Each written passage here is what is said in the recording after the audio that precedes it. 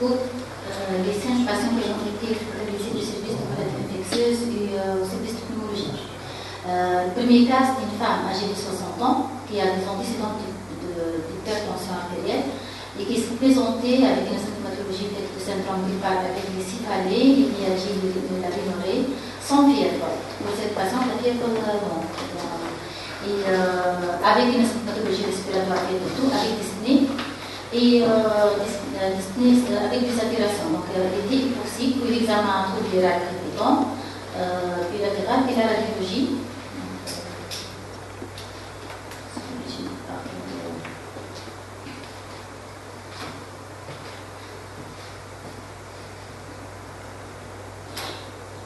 Donc là, c'est ça la typologie. Donc il a des spaciers alvéolaires bilatérales de base. Donc là, on se présenter dans ce cas, c'est une pneumopathie hypoxémiante chez une femme aux antécédents de HTA avec un syndrome gripal chronique sans fièvre. Donc pour cette patiente, on a suspecté le diagnostic de la grippe H1N1, elle a été hospitalisée et donc le diagnostic était confirmé par le diagnostic biologique. Bon. Donc le deuxième cas.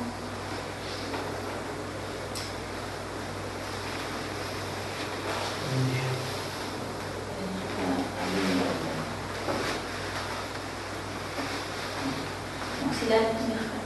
Donc notre deuxième cas, c'est une patiente âgée de 26 ans, sans antécédents pathologiques, qui a présenté un tableau complet avec une cytomégalie, avec une symptomatologie respiratoire tout dyspnée, mais ce n'était pas une dyspnée majeure.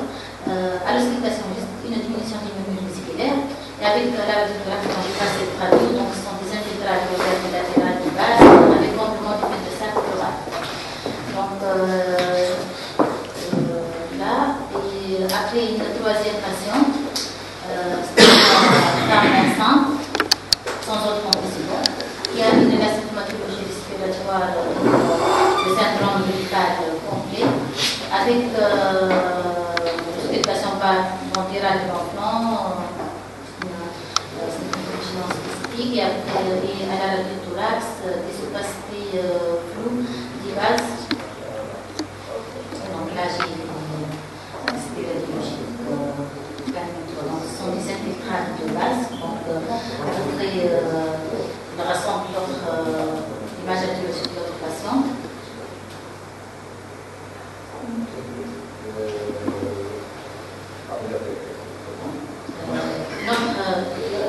Quatrième cas, c'est un homme de 53 ans, sans antécédents pathologiques aussi, qui s'est présenté avec un tableau de pneumopathie bilatérale hypoxémiante. Et chez ce patient-là, il a la fièvre, mais il n'a pas la rhinorrhée, il n'a pas de myalgie, il n'a pas les autres symptômes du syndrome gripal. Et là, ça radio. Voilà. Donc, là, c'est bon, c'est évident, j'ai dit. Donc, des opacités alvéolaires bilatérales, étendues, avec une hypoxémie importante chez ce patient.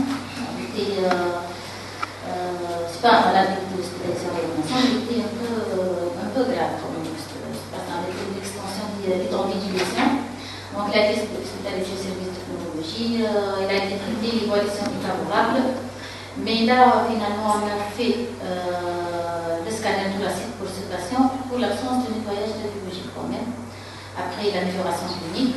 Et donc, le scanner a été fait à distance, a montré des images alvéolaires bilatérales. Et finalement, pour ce patient, donc, on a diagnostiqué le carcinome de bronchio-alvéolaire. En fait, c'est un patient qui a un carcinome bronchio-alvéolaire qui n'est pas diagnostiqué. Et à l'occasion de la grippe H1N1, on a fait le diagnostic. Quelqu'un qui n'a pas de pneumonie, mais c'est un malade cancéreux. Mais bon, il a été pris en charge pour son carcinome bronchio-alvéolaire. L'image oui, c'est un peu. Pardon? Comment le voir bilatérale, et des couples, Pas des l'évolution, c'est l'impression que j'ai suivi. On a pris le diagnostic de grippe H1N1 avec l'extension des lésions, avec le tableau clinique et les traits possibles. Et après le traitement et tout, il s'était amélioré sur le plan clinique avec l'amélioration de la fièvre, la dyspnée et tout. Mais il a capté les images. C'était la découverte d'un carcinome bronchio-alvéolaire à la suite de l'épisode de grippe. Et elle montre ici la découverte de l'image du patient. Parce qu'il y a eu un nettoyage des lésions du patient Combien c'est Non, on n'est pas justement la amélioration? On a pris comme des images alvéolaires en rapport avec la pneumatique virage. Mais finalement, c'est un patient qui a une carcinome alvéolaire. Il a le grip, il a été mal toléré et sans diplôme pathologique. Donc, il a présenté. Il a développé après par évolution un épizodème des membres inférieurs. معناها شفناه بعد عنوار radiologiquement il était stable et même il y avait une aggravation. La fibroscopie ou la lavage ou la biopsie. La persistance de l'altération de l'état général, les images antibiologiques. Où il y avait un syndrome paranéopathique, des œdèmes du membre inférieur, donc le traitement antiviral qui a mené pour le moins toxique, la fièvre. On vient de dire, non, il n'a pas de myalgie. Parce que, non?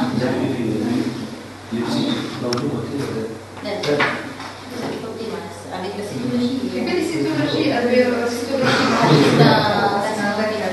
c'est pas comme les autres bronchio-alvéolaires. attaques alvéolaires. Bon, c'est là, c'est un.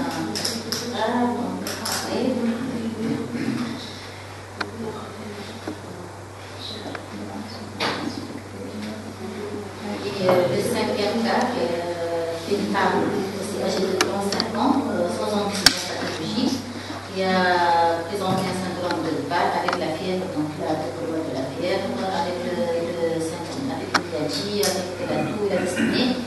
Son désaturation n'était pas hypoxique, l'auscultation virale préputant aussi, et bientôt il a nettoyé les préputants, la thorax, rien de spécial, syndrome bronchique, et comme quand même on a suspecté la déclaration en vif de syndrome grippal qui arrive, donc crise dyspnée, bien que il ne s'attire pas, mais il a été hospitalisé, c'est un signe de gravité, et donc ce traitement est sont favorable.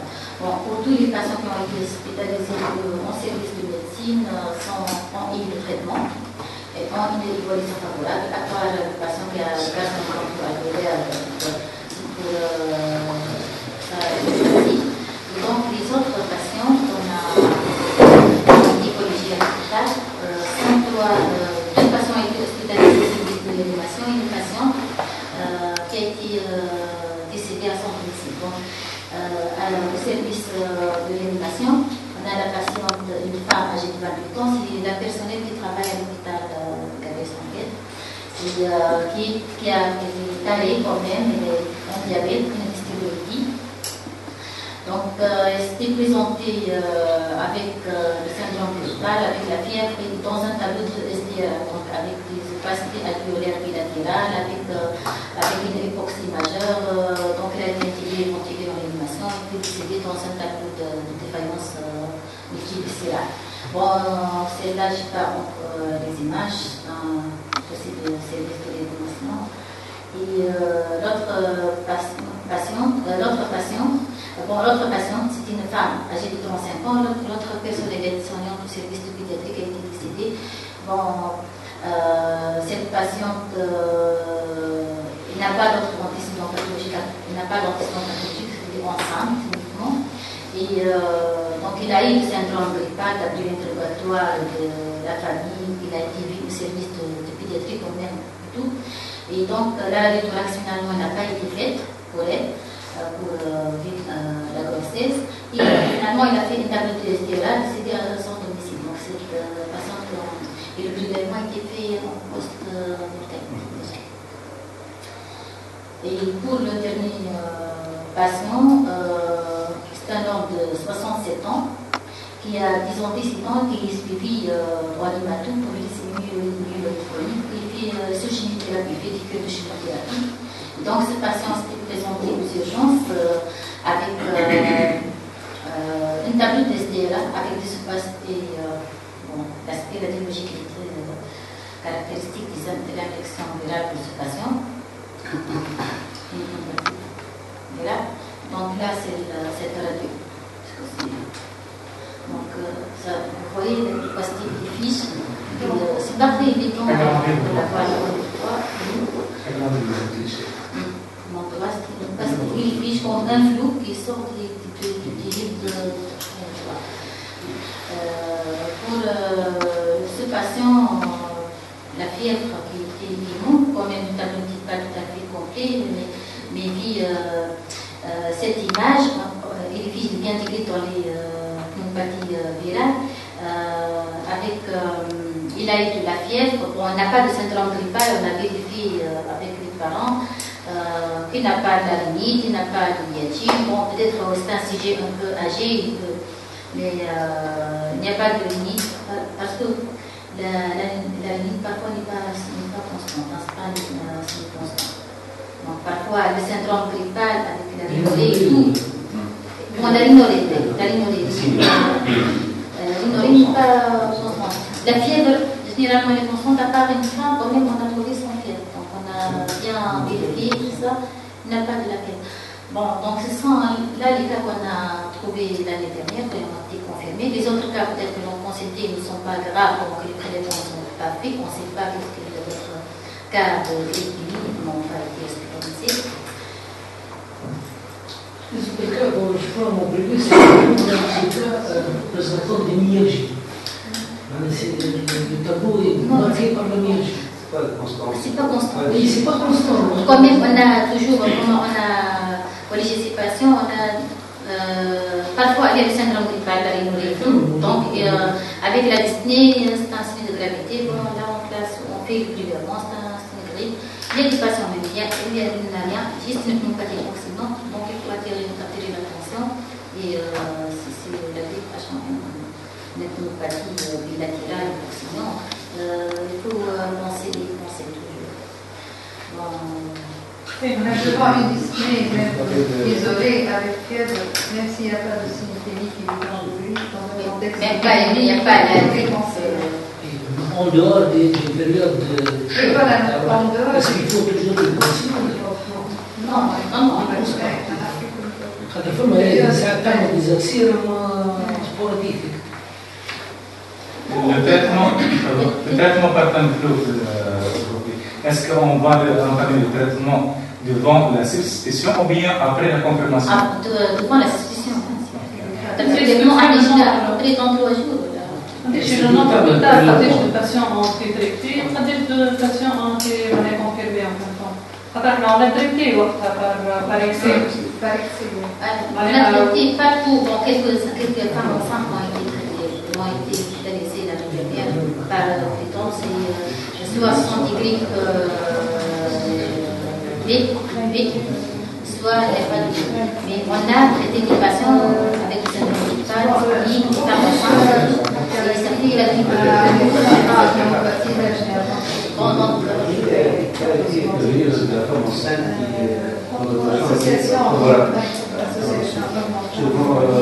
Pour le sexe, parce que la coucher à terre, si on a remarqué le caractère de croissance, mais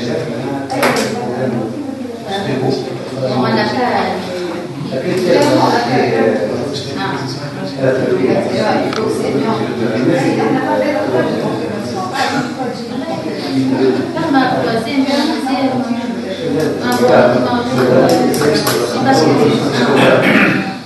Deux cas ont succombé. Deux cas des femmes enceintes, il n'y a pas la pneumopathie mais juste la dyspnée.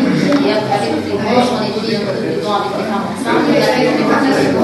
Ils ne sont pas du tout inquiétants.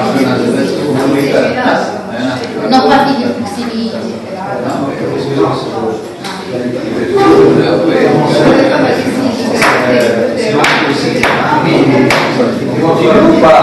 On doit être surveillé tous les jours. On discutera après, s'il vous plaît. Continuez de l'exposer. C'est ça. La discussion, c'est après. Les gens qui discutent entre eux, là.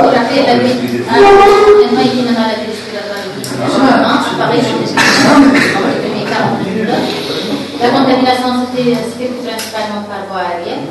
L'âge moyen des patients infectés par le virus H1N1 était relativement jeune, après 41 ans. Ceci s'explique. Donc, l'explication qu'on a trouvée que les personnes âgées ont connu des souches similaires dans les années 1950 et ont conservé pour la plupart une bonne résistance. Donc, cette grippe circule beaucoup plus aisément chez les jeunes. Donc, c'est là l'explication pourquoi elle touche tous les jeunes que les CGAG. Ou même on a des CGAG, ils ne font pas vraiment la grippe. Et donc, les symptômes de la maladie sont similaires à ceux de la grippe saisonnière. Ils peuvent inclure la fièvre, les terminaisons, mal de gorge ou peut-être douleur musculaire et articulaire. Donc, la complication la plus fréquente de l'infection grippale est la pneumopathie virale avec atteinte radiologique alvéolo-interstitielle bilatérale pouvant évoluer vers un tableau de SDA. L'évolution grave et fatale est liée soit à l'infection pulmonaire virale entraînant un syndrome de détresse respiratoire aiguë, ou le plus fréquemment lié à l'aggravation de maladies préexistantes chez une personne fragile comme l'insuffisance cardiaque ou respiratoire, le diabète et l'immunodepression. Donc le terrain fragile ou l'immunodepression est le facteur de risque de gravité de l'infection grippale. Les femmes enceintes ont malheureusement un risque très augmenté de complications de la grippe H1N1 comme on a vu donc pour les cas de nos patients. Et dans notre série de les deux femmes enceintes ont présenté une forme grave d'évolution fatale avec un patient qui est porteur de dysémie chronique qui est traité par chimiothérapie et décédé.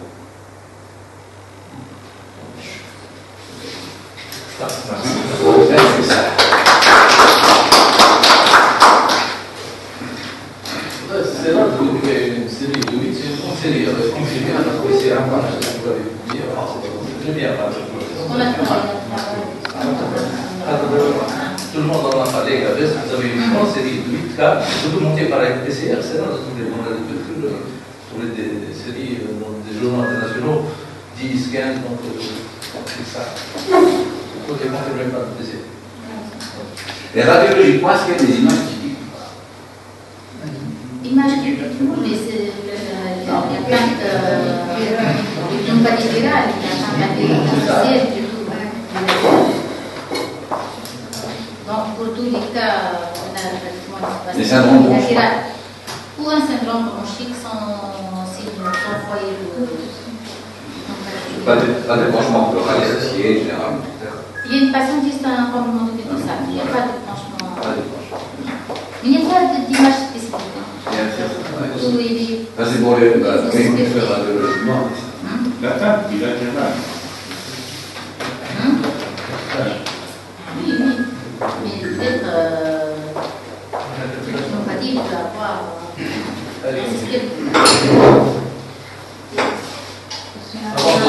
Avant de tourner par les aspects de vie, de la grippe en médecine de ville, avant de parler de la grippe en médecine de ville, il y a une petite série, on va voir le dossier de Mme Sack.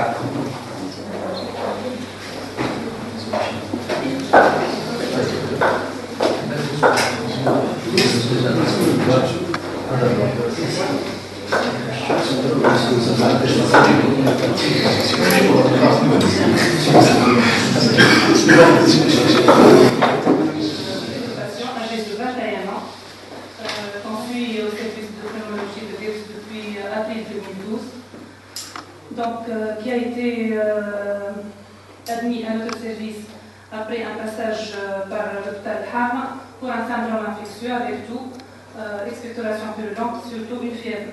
Donc, il a reçu complètement antibiotique en avril 2012, de l'augmentage interflagile à Ham, sans amélioration ni radiologique ni clinique, donc transféré à notre service.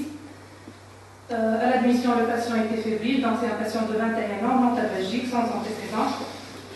Il avait une fièvre à 40, des rades palpitants à la base droite, une légère altération d'état général, quand avec la fièvre c'était un peu logique. Sur le plan infectieux, donc, il avait des globules blancs à 10 000, une DS accélérée à 95. Donc le patient a été mis sous traitement antibiotique probabiliste par augmentin offloset. Et on a fait quand même la recherche de BK dans les crachats qui est devenu négatif à 3 jours de suite.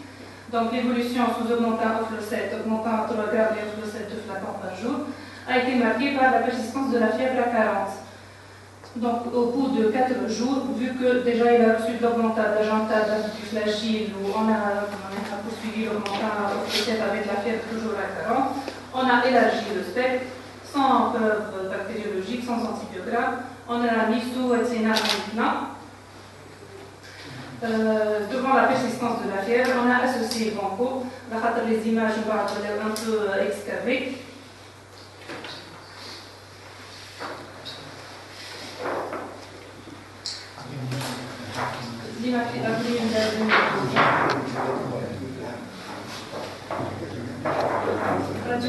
Avec le prantogramme aérien, on est excavé tout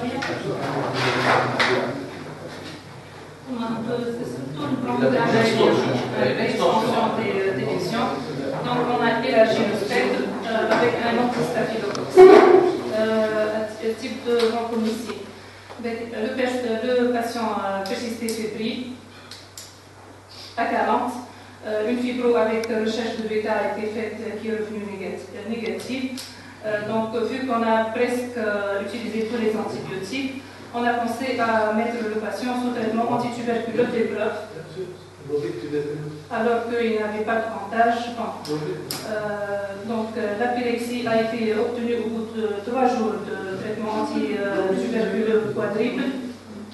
Avant de le mettre sous antibiotiques, sous antituberculeux, on a quand même fait le scanner thoracique qui montrait des images en faveur de la tuberculose.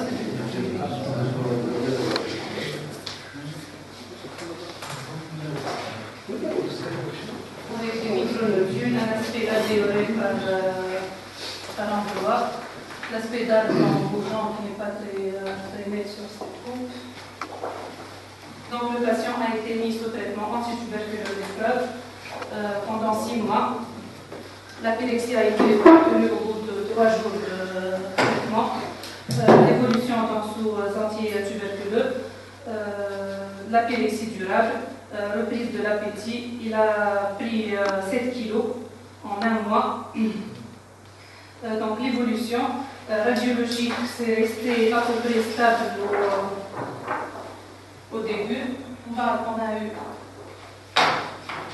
ces images en octobre 2012.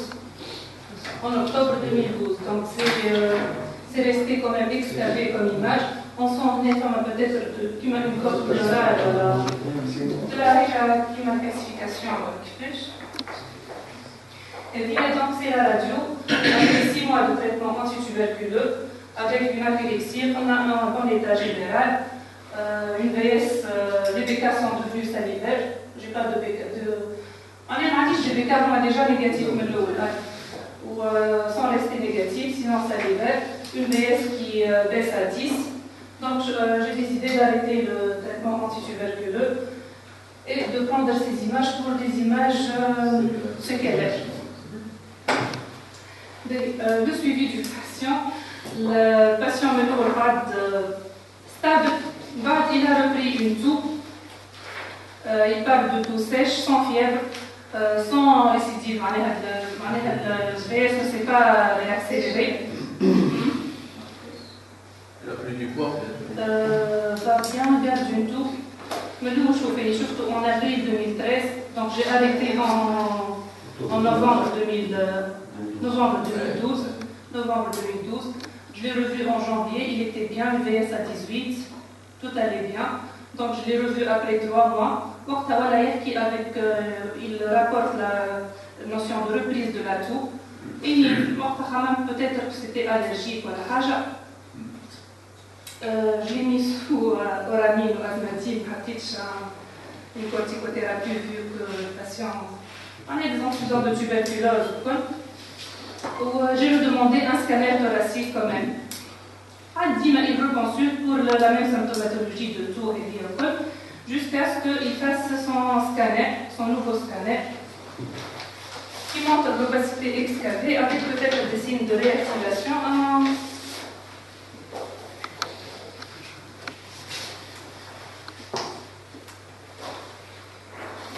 Est-ce qu'il faut retenir juste sa radio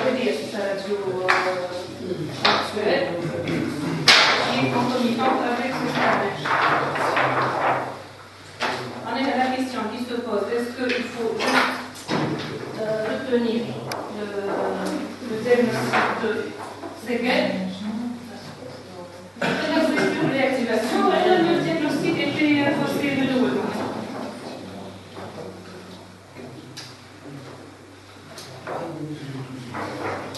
Docteur Hajouch, qu'est-ce que vous en pensez?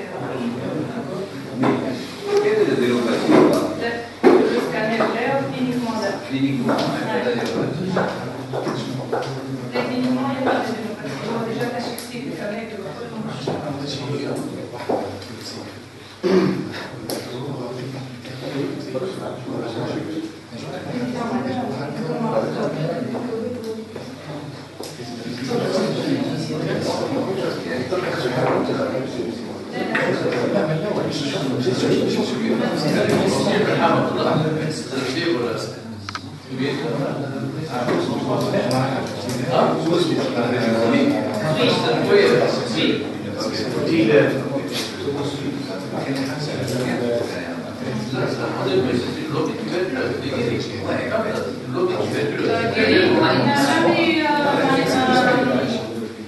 nettoyer radiologiquement.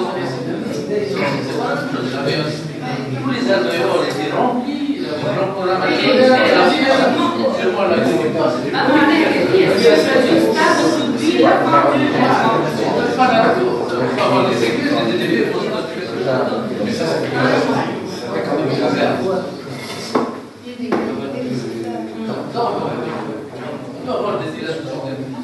là, ici, avec les séquelles du vélo. Est-ce que c'est du DDB? Est-ce que c'est de la stabilisation? Est-ce que c'est de la consolidation? Il n'a pas de ici. Pour survivre, on avait. Avant, on avait tout le. Le traitement antituberculeux, c'est la dit maintenant, cours de fièvre. Pour la cours de fièvre. La cours de fièvre, c'est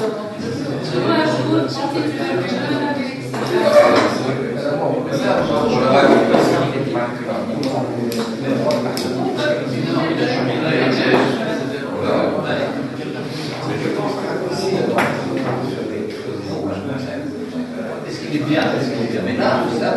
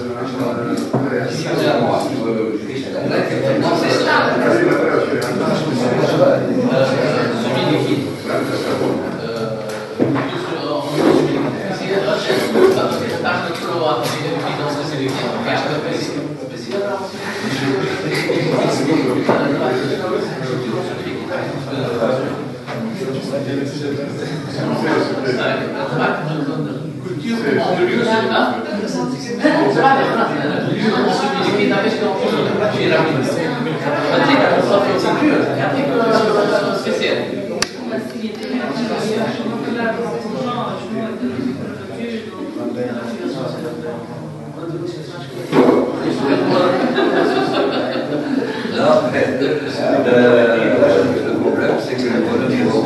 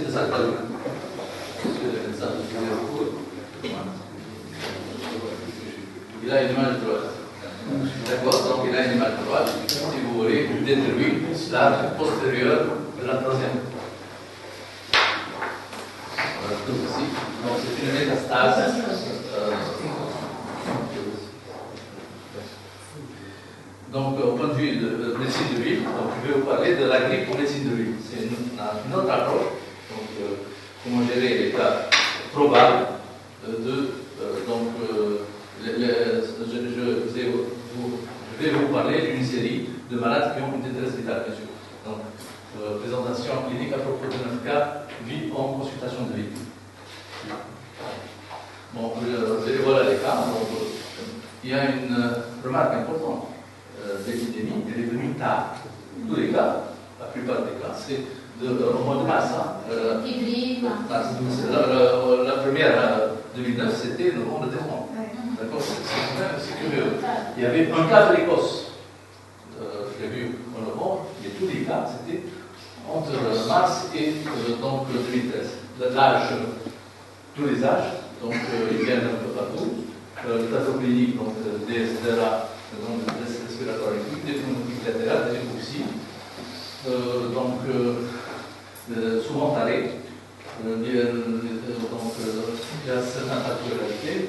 Déjà, le premier, il a décédé à 74, donc il y a un peu de donc c'est une vision globale, puis je vais détailler un par un.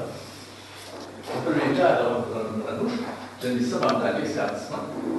Ça a 57 ans, donc il est venu pour une dyspnée diabétique sous insuline, insuffisance rénale chronique son dialyse, altérétique du membre inférieur, il a eu une amputation du côlon prostate, 10 jours.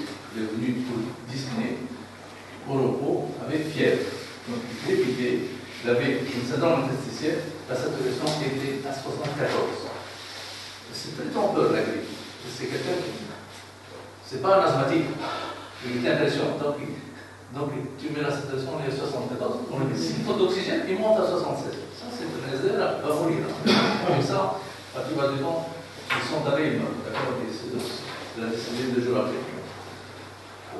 C'est le premier cas. C'est pas ça. Non, ce sont des cas probables. On a le droit de donner des cas probables. SDRA, fièvre, tout.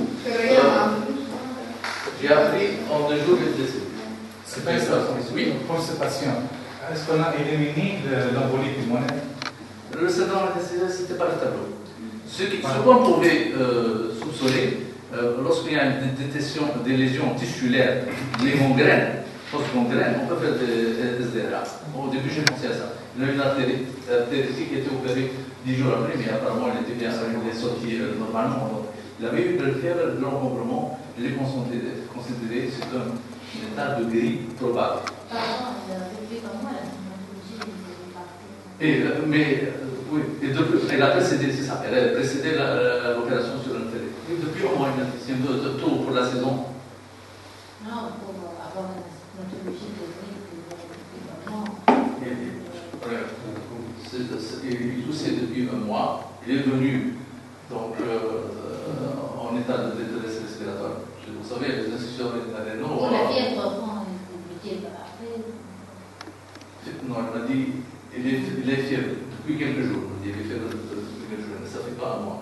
Vous savez, les hémodialysés, ils ont mal partout. Ils ont compris l'inflation hydrique. Mais ce que j'ai surpris, j'ai sauté sur la mesure. Syndrome interstitiel. Il ne peut pas rester. Donc, syndrome interstitiel bilatéral, saturation 74, ça on ne peut pas en discuter. Sous litre d'oxygène, ça ne monte pas. Donc, un champ, un effet champ.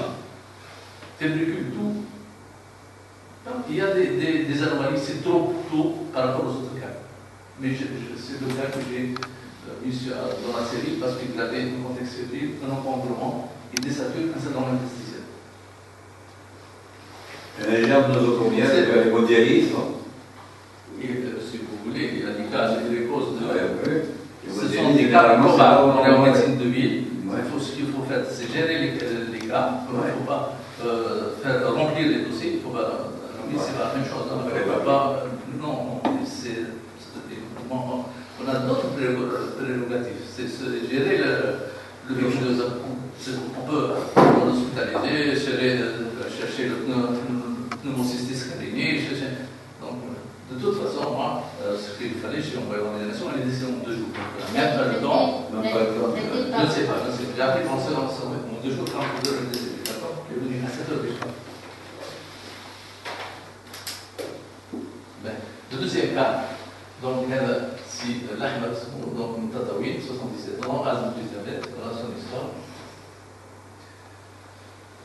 Voilà, la radio est normale, hein, d'accord? 78 ans, asthme connu, m'a consulté le 4 mars pour exacerbation de ce qui c'est considéré comme une exacerbation de son asthme, surtout avec cette image-là. Donc, il est connu, il est sous-foratif, depuis 15 jours, majoration de la Disney, il glisse toute la nuit, a été hospitalisé à Tataouine. Il est sorti sous-spiré pour la déliphonée. Dans l'antécédent, il a travaillé en France dans le bâtiment, retraité depuis 1982, diabétique depuis 2 ans, soutien migrant.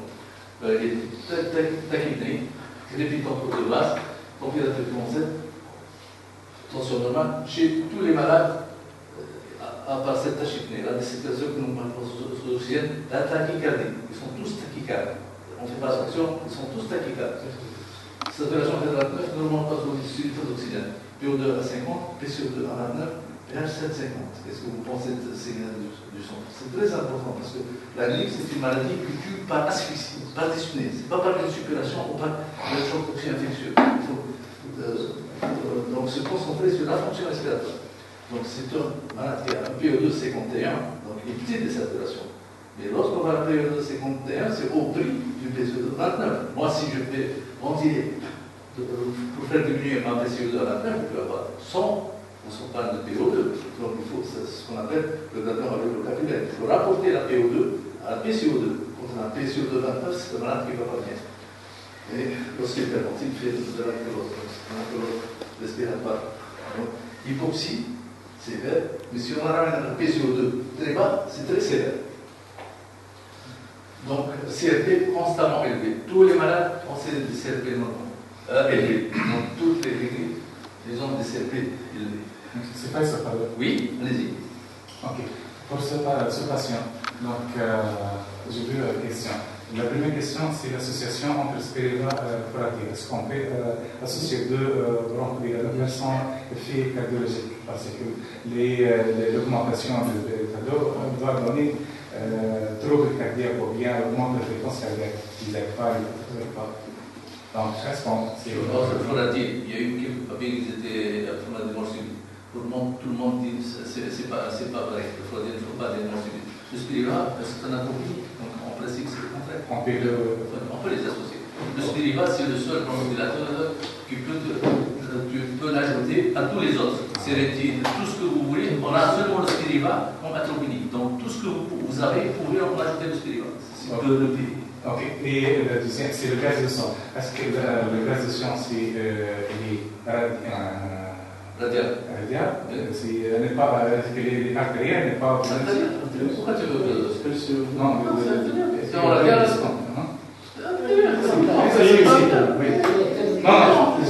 Non, c'est ma question, c'est est-ce que le serment artériel n'est pas. Tout le temps, en fait, tu vois que tout le temps la. Non, pour ce bilan. Oui, c'est artériel. Ça peut pas être. Donc dans les veines, on n'a pas 51 de d'accord? On a 46 de Quelle est la pression partielle en O2 dans la veine? Chez les normaux, c'est 46, d'accord? C'est artériel, c'est sûr.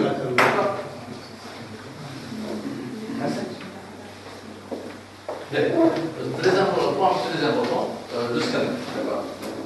La radio est voilà, vous voyez ce scanner-là qui montre les artères interstitielles actives de micronodules bronchiolaires. Donc, on a bronchosant, c'est une artère bronchiolaire qui est une caractéristique de l'infection virale et des nodules. Donc, ce qui est important, Madame Chaval, pour les virus, il y a toujours donc discordance entre la saturation et la radio qui est peu altérée. Et lorsqu'on fait de scanner, on trouve des lésions étendues, non soupçonnées par la radio.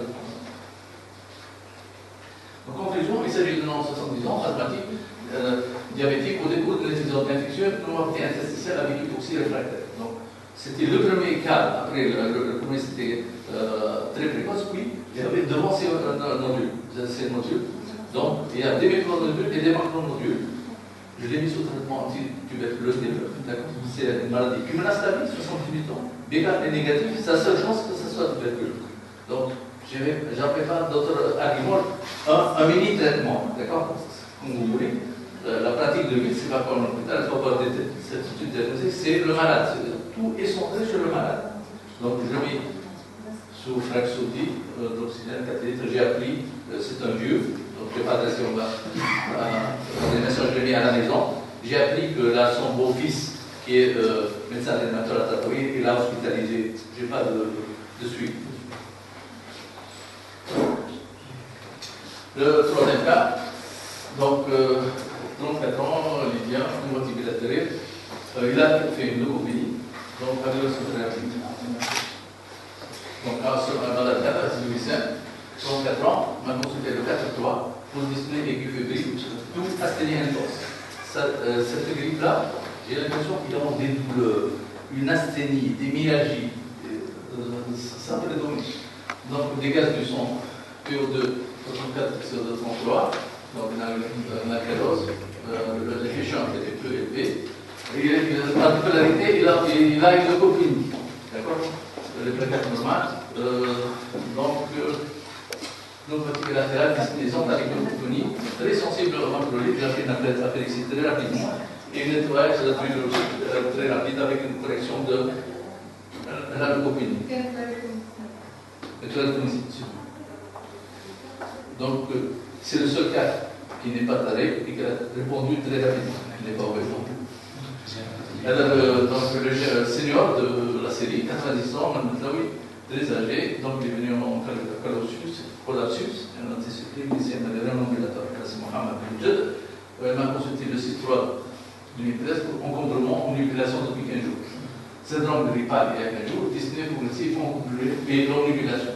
Donc il est tellement omnibulé qu'il est venu avec son scanner qui montrait l'atrophie cortico-localisation pour un 86 ans. Il était mis sous traitement cardio. La radio montre un infiltrat basal gauche. Cet aspect-là, je l'ai rencontré. Un syndrome alvéolaire et refuge bilatéral, plus latéralisé à gauche, souvent. Les lobes supérieurs sont toujours épargnés, ils peuvent être bilatérales, souvent à gauche. Donc la série, vous allez voir. Bon, il a travaillé au groupe chimique, les tachypnéiques, hypotendus, va se consulter. Il a saturation F21 qui augmente difficilement en F29. Donc voilà la fiche. Électrode normale, gaz du sang, je vous demande d'interpréter ces gaz du sang. Donc PO2 58, PCO2 27, SO2 88, BK 13, PL 71. Qu'est-ce que vous pensez sur ces gaz du sang?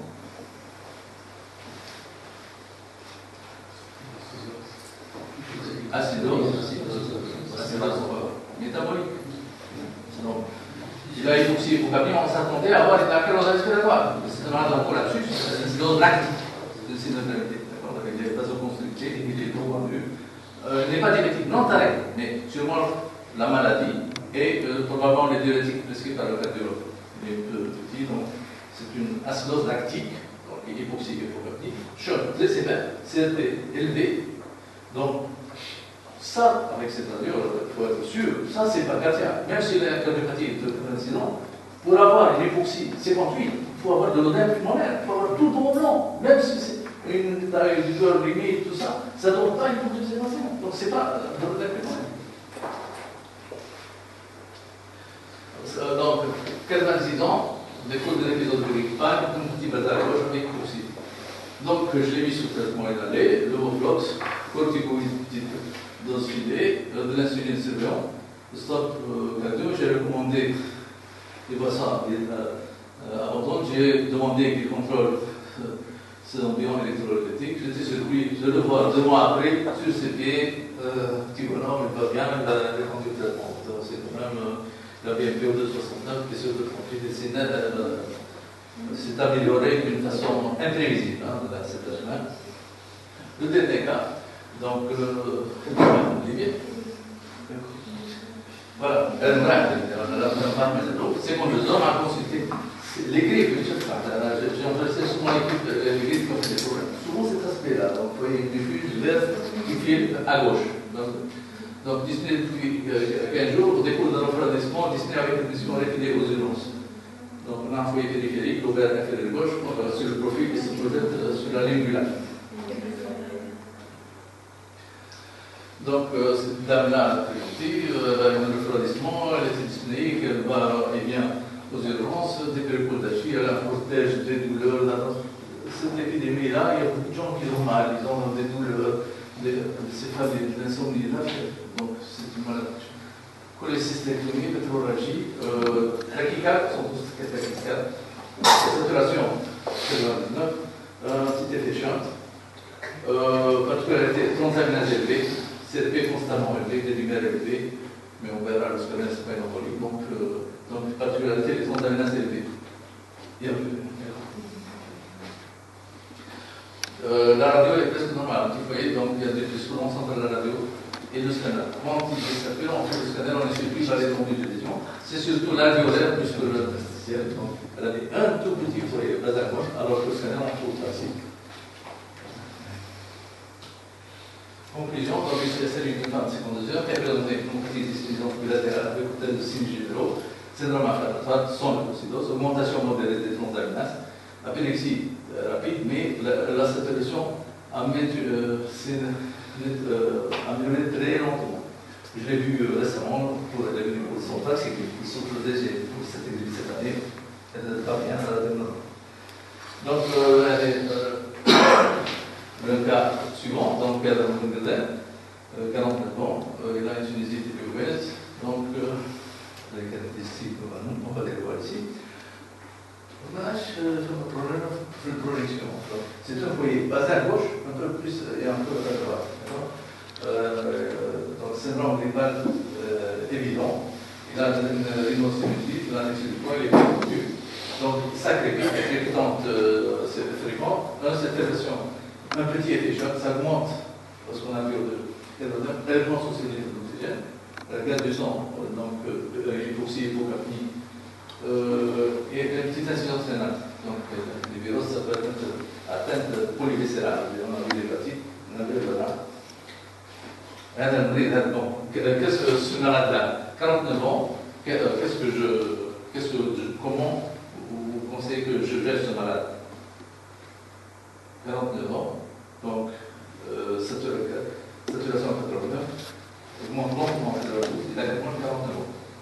C'est l'hôpital. C'est de ceux que j'ai pensé à l'adresser à l'hôpital. Là, on n'accepte pas. Il s'agit de l'homme 49 ans, il fait attention obèse, au décours de rhume, on peut dire avec une la saturation, ça ne monte pas. واحد وكذا وفي الشمس شلون سجل؟ مرة السندان شال بديل مدينة جون شال بغداد بغداد شلون شال معك هاري حسب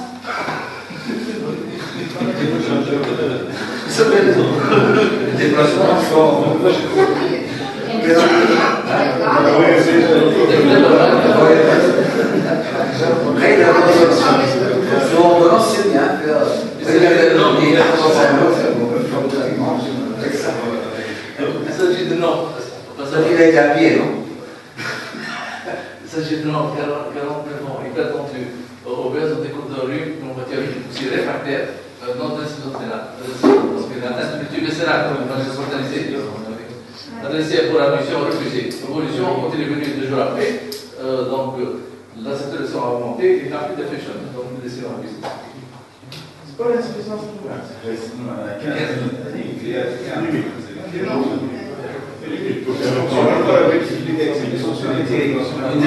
Déshydraté. Non?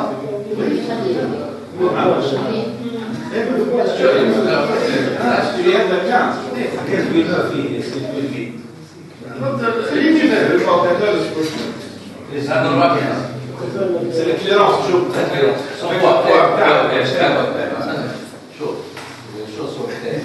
Quand quelqu'un a 1,4 degrés, d'accord? Quand on passe à 2 degrés, à ton avis, combien de millimètres sont tués? Quand on passe de 1,4 à, par exemple, 2 degrés, à peu près la créance, ça va être combien? Alors, une petite variation avec la relation entre la clairance et le nombre de néphrons, ou bien la créance, c'est un groupe de masse. Donc, c'est limite de l'écart. Il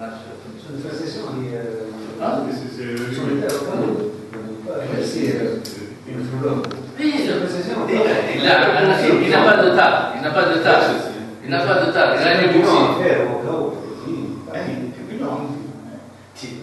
Le malade, il va bien. Il est venu pour une hypoxie. Je vois que le rein, à la limite, ça veut dire que c'est une atteinte polyviscérale pour moi. Je ne suis pas néphrologue, moi. C'est son hypoxie, elle le percute. Il n'est pas vieux, il n'a pas de maladie connue. Et je trouve la créate de la limite supérieure de la normale.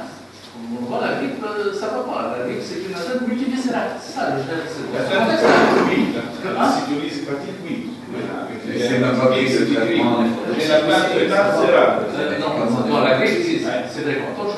Non, si, il faut chercher. On va avoir des séries étrangères. Il y aura le copénie, le copénie. La sécurité موجودة mais نسيت نقرأ فيها برضه j'ai des séries étrangères d'accord j'ai des séries étrangères هذا une dame donc pneumopathie gauche tachycardie guérison les particularités vivent ensemble puis on va c'est-à-dire le Sayah article 98 on m'a consulté le 16/3/2003 depuis 5 jours fièvre malgré 3 jours de montagne. Une des caractéristiques des signes de l'épisode, ils sont fébrilles, ils vont vers le médecin, ils donnent des antibiotiques, je laisse fébrile, et lorsqu'ils viennent, on fait le bilan de ça, ça tombe tout seul la fièvre. Donc ils ont une fièvre qui dure 2-3 jours, persistance aux antibiotiques, et on ne fait rien, la température diminue. Il y a 2 malades qui m'ont venu dans ce contexte-là. La fièvre qui ne persiste aux antibiotiques, et on arrête tout ça, et la fièvre persiste. Une femme de 35 ans asthmatique qui présente une pneumatie basale gauche avec fièvre, tachycardie et dyspnée. Donc je l'ai mis sous l'examen. Donc cette dame qui va bien, donc elle a désaturé, hein, d'accord? C'est une jeune. Je n'ai pas désaturé, je n'ai pas encombré là, d'accord? Voilà. Donc elle est désaturée. Voilà, donc je l'ai vu en ville, hein. Je l'ai mis à la maison de donc 9 jours, nettoyage radiologie. Rythme cardiaque s'est abaissé, saturation s'est normalisée, recueil de nettoyage. Donc, la grande dernier cas, elle a Mrina 12, grave. Donc, pneumopathie gauche, c'est une femme enceinte, d'accord, au foyer basal gauche. Grave, 28 ans, enceinte 7 mois, je fais le 18 loi 2013, depuis 10 jours, fièvre, température, tout, présence sous flamoxie. Donc, fièvre, présence sous flamoxie, fièvre, crépidon, sacrifice. Tachycardie, je ne sais pas si c'est vous avez constaté, ils sont tous tachycardes. Saturation avec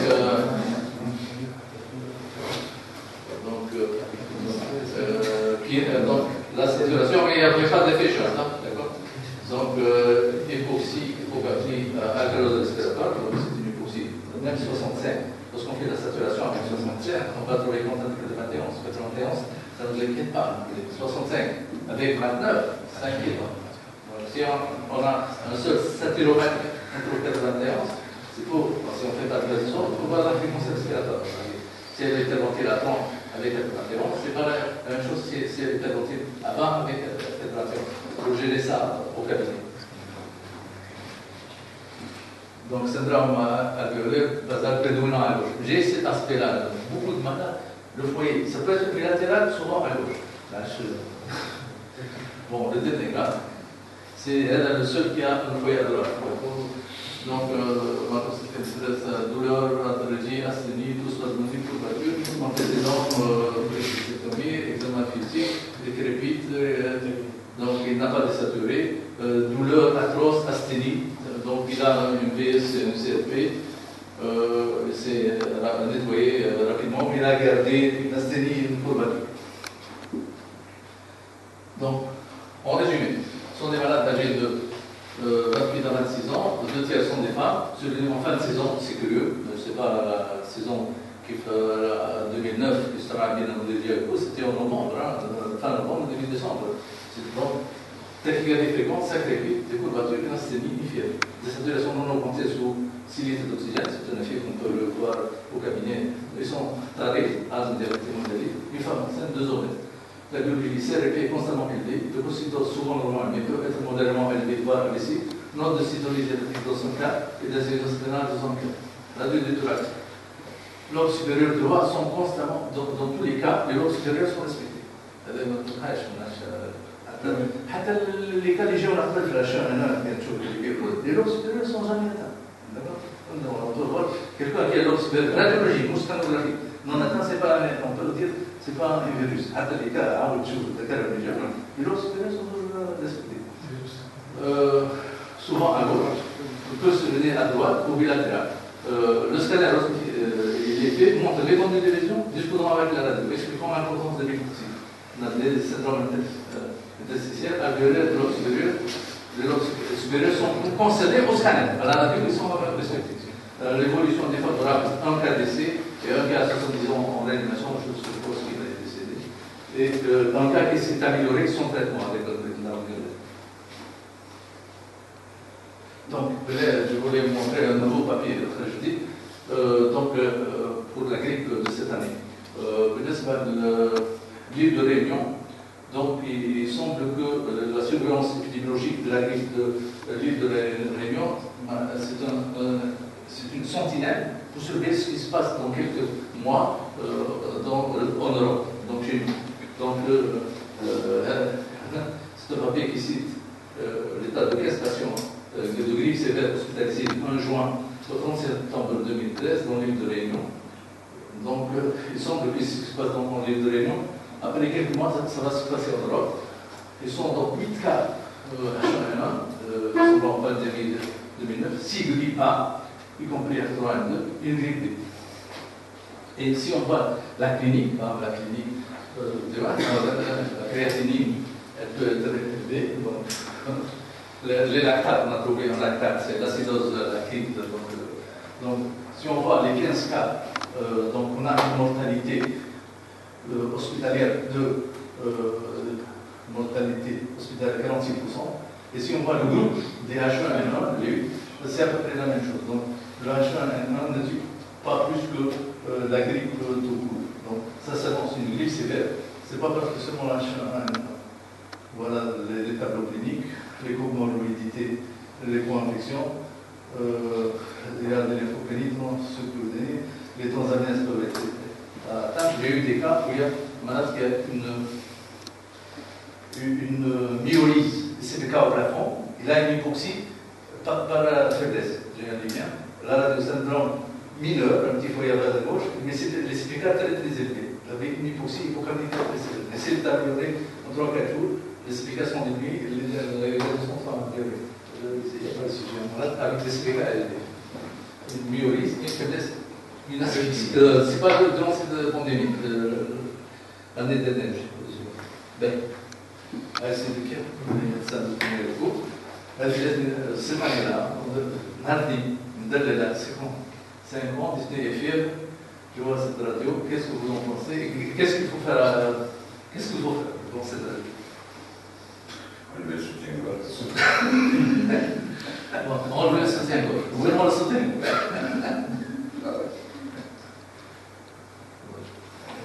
Bon, monsieur.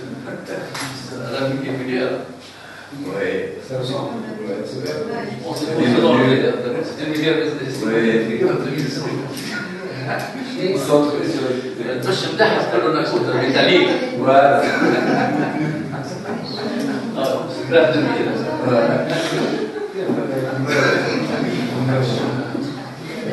Je vous remercie.